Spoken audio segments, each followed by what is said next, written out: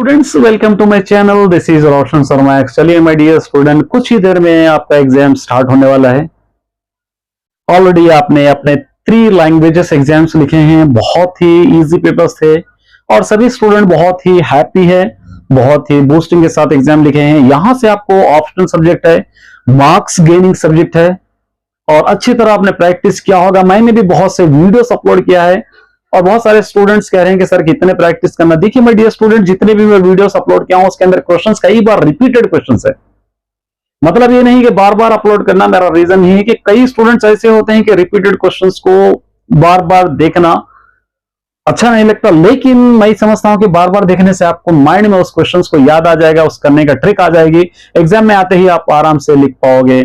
बस यही उम्मीद कर रहा हूं आप सभी स्टूडेंट से कि आप अपना एग्जाम अच्छा लिखेंगे और सिंपल पेपर रहेगा। ज्यादातर आपने practice paper 1, practice paper 2, pre finals लिखे हैं, उस टाइप के क्वेश्चंस शायद वहां पर थोड़ा बहुत आपको हार्ड क्वेश्चन आपको मिल सकता है, क्योंकि आपको प्रैक्टिस करने के लिए वहां पर टाइम दिया जाएगा। यहां पर आपको प्रैक्टिस करने के लिए कोई टाइम नहीं है। फाइनल एग्जाम है, अच्छी तरह करके आना है, डायरेक्ट क्वेश्चंस रहेंगे, नीट हैंड राइटिंग लिखना है और जितने भी सॉल्यूशंस कर रहे हैं आराम से कीजिए। आपके पास 3 आवर्स टाइम रहेगा, ग्राफ रहेगा, ग्राफ भी आराम से कीजिए, 1 से 2 बार चेक कर लेके कीजिए, ज्यादा मिस्टेक्स मत कीजिए क्योंकि मार्क्स गेनिंग सब्जेक्ट है। यहां पर अगर अच्छे मार्क्स लाते हैं इन 3 सब्जेक्ट में तो आपका ग्रेडिंग बढ़ जाएगा, आपका डिवीजन बढ़ जाएगा।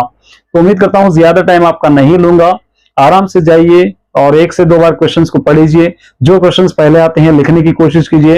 हर सॉल्यूशन के बीच में एक मार्जिन आप मार्क कर लीजिए और जो जो क्वेश्चंस आते हैं क्वेश्चन पेपर एक बार रीड करके अच्छी तरह टिक कर लीजिए। जो क्वेश्चन आपको आते हैं वो अच्छी तरह स्टार्ट करने की कोशिश कीजिए। गन शॉट क्वेश्चन है कुछ और थर्ड सेक्शन आपके लिए सिंपल रहेगा।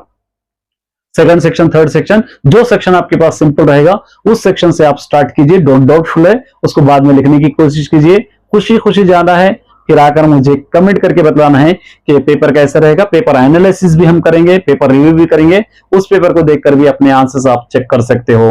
तो माय डियर स्टूडेंट्स, बस यही उम्मीद कर रहा हूं कि आप सभी से मैं क्षमा भी चाहता हूं कि जितना आप शायद मुझसे एक्सपेक्ट कर रहे थे उतना मैं शायद आपके साथ नहीं कर पाया हूं, उतना रिवीजन शायद आपके साथ नहीं दे सका हूं मैं।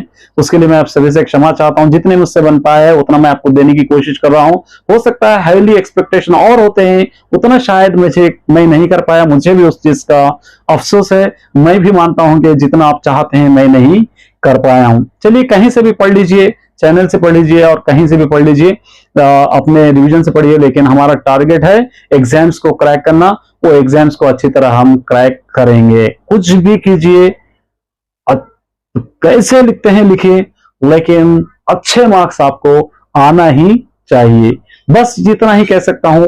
All the best my dear students. आप क्लेवर हो, इंटेलिजेंट हो, आप कर लोगे, मुझे यकीन है, मैं ट्रस्ट करता हूं आप पे और मुझे यकीन है 100% कि आप किसी तरह अच्छा पेपर लिख कर ही आओगे, क्योंकि इतने दिन से हम मेहनत कर रहे हैं और इन एग्जाम्स के लिए ही वो मेहनत हमारी तो जाया नहीं जाएगी। हाँ, उन स्टूडेंट्स के लिए थोड़ा दिक्कत होगी जो स्टूडेंट बिल्कुल प्रैक्टिस नहीं करे।